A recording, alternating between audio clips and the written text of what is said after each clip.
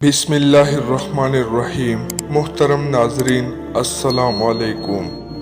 حضرت نوح علیہ السلام گمراہ مشرکین کی ہدایت سے مایوس ہو کر انہوں نے اللہ کے حکم سے کشتی بنانا شروع کر دی۔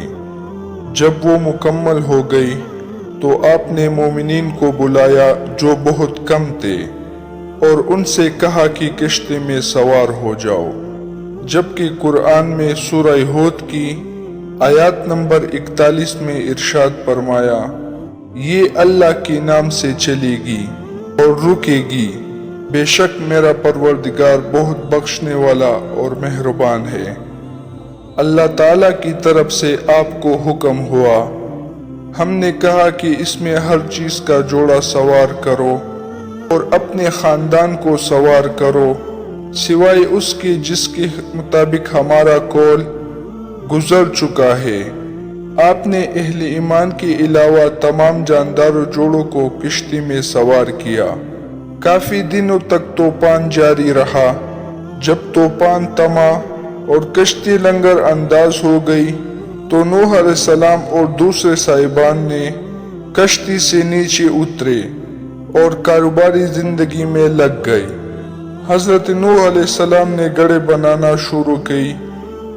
آپ مٹی سے گڑھے بناتے اور انہیں لوگوں کے ہاتھوں میں فروخت کرتے تھے اور اس سے جو قیمت وصول ہوتی اس سے اپنی زندگی کی ضروریات پوری کرتے۔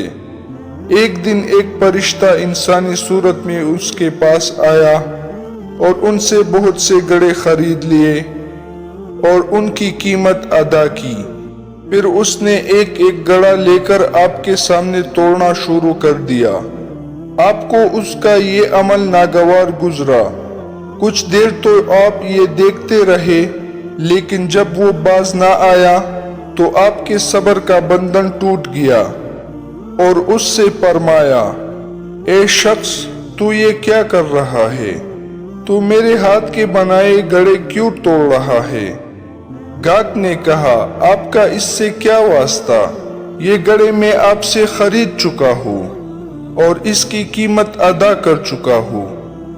اب یہ میری ملکیت ہے، میں انہیں توڑوں تو آپ کو کیا اعتراض ہے؟ حضرت نوح علیہ السلام نے کہا، یہ درست ہے تو نے یہ گڑھے خرید لیے ہیں، لیکن یہ بھی حقیقت ہے کہ میں نے ان کے بنانے میں بڑی مشقت کی ہے۔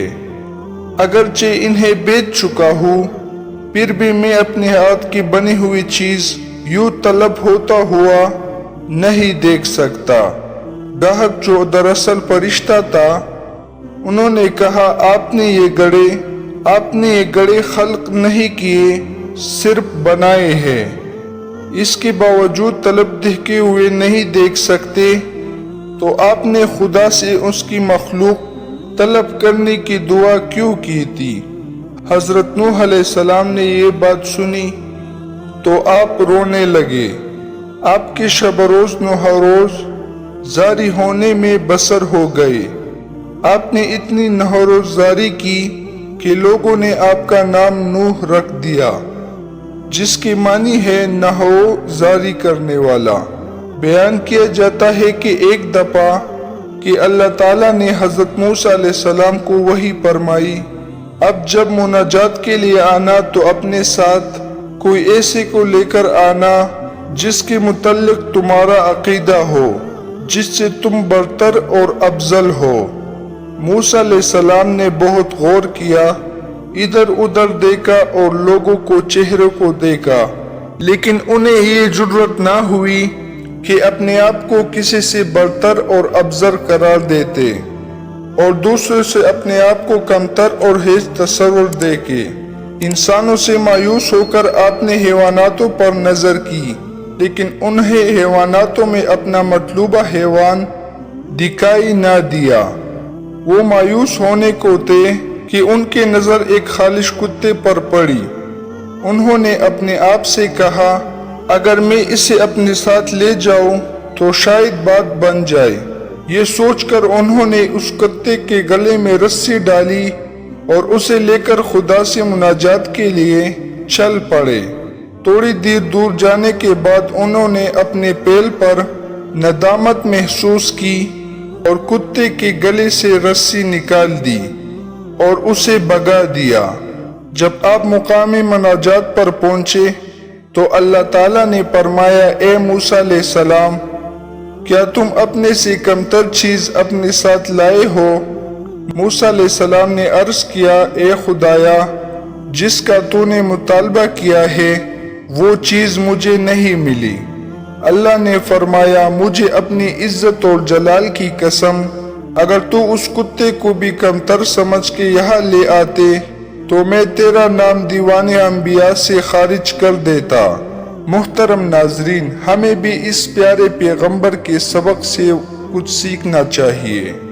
ہم میں سے بہت سے لوگ ایسے ہیں کہ جن کے پاس تھوڑی سی دولت آ جائے تو وہ تکبر اور غرور میں مبتلا ہو جاتا ہے اور اپنے ارد گرد کے لوگوں کو حقارت کی نظر سے دیکھتا ہے۔ حضرت یحییٰ علیہ السلام کے متعلق مشہور ہے کہ آپ ہمیشہ خوف خدا کی وجہ سے غمگین رہتے تھے اور ولادت سے لے کر زندگی کی آخری لمحات تک آپ غمگین ہی رہے۔ آپ کی گریہ اور پکار کی سلسلہ کسی بھی وقت منقطع نہیں ہوا اور کسی نے بھی آپ کو ہنستا ہوا مسکراتا ہوا نہیں دیکھا۔ ایک دفعہ حضرت زکریا علیہ السلام نے بارگاہ احدیت میں عرض کیا، خدایا، میں نے تو تجھ سے اس لیے بیٹا طلب کیا تھا کہ میری آنکھوں کی ٹھنڈک بنے اور میرے لیے خوشی اور مسرت کا ذریعہ ثابت ہو، لیکن تو نے مجھے جو بیٹا عطا کیا ہے وہ تو ہمیشہ غمگین رہتا ہے اور ہر وقت روتا رہتا ہے۔ پھر ایک دن حضرت زکریا علیہ السلام نے اپنے فرزند سے فرمایا، میں نے خدا سے بیٹا مانگا تھا تاکہ میرے لیے خوشی کا ذریعہ بنے، جبکہ تو ہمیشہ غمگین رہتا ہے۔ حضرت یحییٰ علیہ السلام نے عرض کیا، ابا جان، کہ میں نے آپ کی زبانی سے یہ بات سنی تھی کہ جنت اور دوزخ کے درمیان ایک گھاٹی ہے جسے صرف وہی عبور کرے گا جو خوف خدا سے رویا ہوگا۔ بہرحال حضرت یحییٰ علیہ السلام پوری زندگی مقوم رہے اور خوف خدا میں روتے رہے۔ آپ اتنے روئے کہ رخساروں پر گڑے پڑ گئے اور آنسو کی وجہ سے زخم پیدا ہو گئے جن پر مرہم پٹی کی ضرورت پڑتی۔ ایک مرتبہ کا واقعہ ہے کہ حضرت عیسیٰ علیہ السلام کی اپنی خالازاد بھائی یحییٰ علیہ السلام سے راستے میں ملاقات ہوئی۔ حضرت عیسیٰ علیہ السلام انہیں دیکھ کر مسکرائے۔ حضرت یحییٰ علیہ السلام نے انہیں مخاطب کرتے ہوئے اور فرمایا، کیا وجہ ہے کہ میں آپ کو خوش و خرم دیکھ رہا ہوں؟ شاید آپ نے سمجھ لیا ہے کہ آپ کو اپنی امن و اطمینان مل گیا ہے۔ حضرت عیسیٰ علیہ السلام نے فرمایا، کیا وجہ ہے کہ میں تمہیں غمگین اور توشرو دیکھ رہا ہوں؟ کیا تم اللہ کی رحمت سے مایوس ہو چکے ہو؟ اس کے بعد دونوں خالازاد بھائی اس جگہ پر رک گئے اور کہا، ہم تب تک یہاں سے نہ ہلیں گے کہ خدا فیصلہ نہ کرے کہ ہم میں سے کس کا عمل اس سے زیادہ پسند ہے۔ اللہ تعالیٰ نے ان دونوں پر وحی کی، تم دونوں میں اچھا وہ ہے جنہیں ہماری رحمت کی امید زیادہ ہے اور جو ہمارے متعلق زیادہ سے زیادہ حسن ظن رکھتا ہے۔ بے شک انسان کو اللہ تعالیٰ کی رحمت سے کبھی بھی مایوس نہ ہونا چاہیے اور اپنے مسائل اور مصیبت کے وقت صرف اسی سے مدد کرنی چاہیے۔ امید کرتا ہوں کہ آپ کو آج کی ویڈیو اچھی لگی ہو، تو لہٰذا چینل کو سبسکرائب کریں اور ویڈیو کو لائک کریں۔ تب تک کے لیے ہمیں اجازت دے، اللہ حافظ۔